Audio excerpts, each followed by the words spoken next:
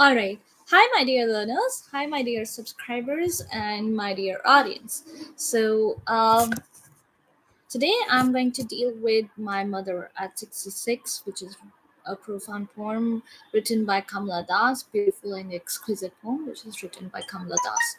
All right. So now here we are going to talk about we are basically I'm going to give you a synopsis, summary kind of a thing, so that you can, you are able to relate it, right? So we are going to begin with the poem. Is written beautifully and exquisitely by Kamala Das, the writer, the poet, right? Who reminds us that old age, as I have already spoken about old age, that old age is something that we cannot stop. It is inevitable. Everybody is gonna go through that stage. Everybody is gonna uh, pass through that particular stage of life. It's inevitable. It's unstoppable. You cannot stop. You cannot hold. You cannot pause. You know, each and every moment passes by, and you cannot stop a moment. You cannot capture a moment. You can only capture moments in photographs, but apart from that, you cannot you cannot play with time. You cannot stop time. So we are talking about how Kamala Das reminds us that old age is inevitable and cannot be avoided, and it cannot be avoided at any cost. The poet sees her mother looking frail, that is, looking weak. Whenever we talk about old age, we tend to, these are the synonyms that are used with old age. What? Frail, weak, meek, right? These are the words, these are the synonyms that have been used, right? Looking frail, weak, listless, and is concerned that her mother might be moving slowly and surely towards the ultimate destination, which is death, right? Which is inevitable. Everybody is, we are not immortal beings, we are mortal beings. We are gonna die someday. So, you know, we have to reach that destination of death. Ultimately, nobody is on this planet is made in such a way that we can live, you know for long, for a span that is sort of, what should I say, that that would make you immortal. It won't be possible, right? So the poet sees her mother looking frail, looking weak, looking listless. Again, listless is blank, looking blank, right? And is concerned that her mother might be moving slowly and surely towards death. That is the destination. Then we talk about the poet is how she is traveling from her parents home towards Cochin airport, right? Towards Cochin airport, with her elderly mother sitting in the car beside her. She observes how her mother is pale. Now again, pale is associated with elderly people, with with old age, right? It is associated with old age, the so-called old age. Pale means yellowish. When something becomes yellow, that means your skin also tends to become yellowish. So that means that is a sign of old age, right? So the poet is traveling from her parents' home towards Cochin Airport with her elderly mother sitting in the car beside her. She observes how her mother is pale and lifeless, listless, like a corpse. Now, corpse is a dead body. So the comparison has been made with a corpse, right? She is looking like a corpse. Simile has been used over here. Keep in mind, whenever the words such as like or as are used, then the poetic device that has been used over here is simile. She observes how her mother is pale and lifeless like a corpse. Clear? She remembers how, even as a child, she was always afraid. So, even when she was a child, she had this phobia, she had this fear, she had this fear instilled in her, even in her childhood phase. that she would lose her mother one day, and that fear was coming out, you know. Now that her mother was growing old, was moving towards, that her journey was moving, she was moving through that journey towards the old age. Now she was getting old, so now was the point, now was the time when the poet started wondering over the fact that what will happen next. She started thinking about what will happen next, right? So she remembers how, even as a child, she was always afraid of being separated from her mother. This was a major thing. So please do make sure that you underline that being separated from her mother was something that was difficult for her, and which instilled fear in her, even in her childhood phase. And now also that fear has taken its birth. Now also this feeling of being shattered is there, right? So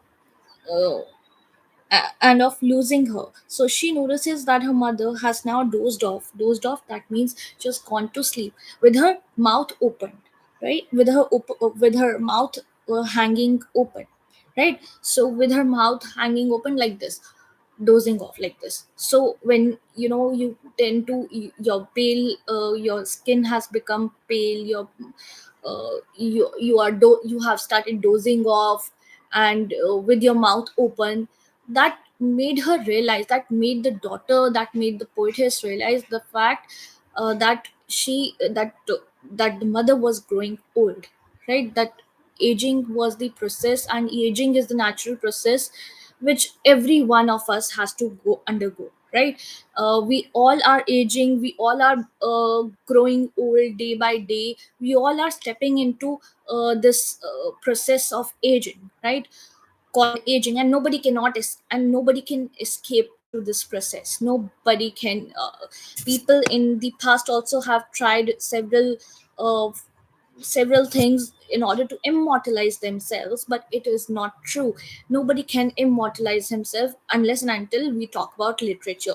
One can immortalize oneself in literature, in terms of literature, but no, in real life, when we talk about life, nobody can. This is the fact of life. We all have to die one day. We all have, death is inevitable, right? Then, to divert her thoughts, the poet looks outside the car, as the car is moving very quickly. The young trees whiz past as if they are moving. So the young trees are now, whizzing past as if they are moving, as if, so they appear to be moving, they appear to be in motion, right? The poet watches the children rushing out of their homes to play, and observes how they are full of life, of vigor, of vitality, of enthusiasm, of zeal, of zest, so on and so forth, right? Of all the good qualities, of all the positive qualities, right? Of all the positive traits. She has created a paradox here to bring out a contrast between the lifeless and, lifeless still form of her mother, and the freshness and vitality of the trees and the children respectively. So in the earlier section also, uh, in the earlier video also, I've discussed about this, that there's a comparison that the poetess draws, that there's a comparison that the poet draws between the young, the vitality, the energetic, the, between the life, and between the lifeless, between the listless, uh, between the still form of the mother, and the young, the youth, the merry children, coming out of their homes. So the poet is observing all of this. So the poet is observant of the fact that how, both the contrary sides do exist, right? So on one hand, she is observing the young, the youthful, the the energetic children out there, and on the other side, she's observing the old, the aged mother is there, listless, lifeless, pale faced, and uh, you know uh, her mother is there. Then we move on to the third stanza. In the third stanza, the poet has now completed the security check at Cochin Airport and turns around to bid her mother farewell. She also wants to reassure herself. Now, she also wants to reassure herself of her mother's presence, that her mother would be present whenever she would be coming back again. uh, she would be coming back, she would be able to see her mother. So she is basically reassuring herself, she is making her mind think in a positive direction that she would be able to see her mother, right? So she also wants to reassure herself of her mother's presence. She's disheartened about her mother's health but hides her distress. So she is disheartened about her mother's health, but she basically sort of reassures herself and hides her stress and her distress, and these sort of feelings and perceptions about her mother. She is disheartened about her mother's health, but hides her distress and concern behind the words "See you soon, Amma." See you soon, Amma. Very important words, and with a smile. So she states these words with a smile because she wants to reassure herself, right?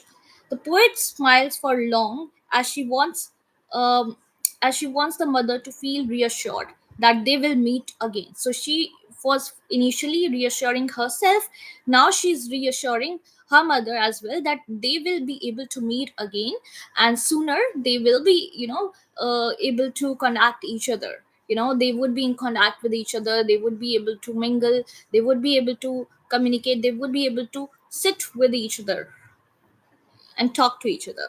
So the poet smiles for long as she wants her mother to be reassured that they will meet again, so that she does not give up hope, so that the mother does not give up hope, because everything is dependent on hope. Hope can kindle. If hope is there, then one can even surmount the uh, hurdles that life sometimes throws upon us, right? So however, the parting words of the poet were more for herself than for the mother. She was trying to reassure herself that she would be able to see her mother again, even though she knew that it might not be the case. But she knew that it might not be the case, that later on she might not be able to see her mother, but she wanted to reassure that she would be able to see her mother, and they would be able to meet again whenever she comes back.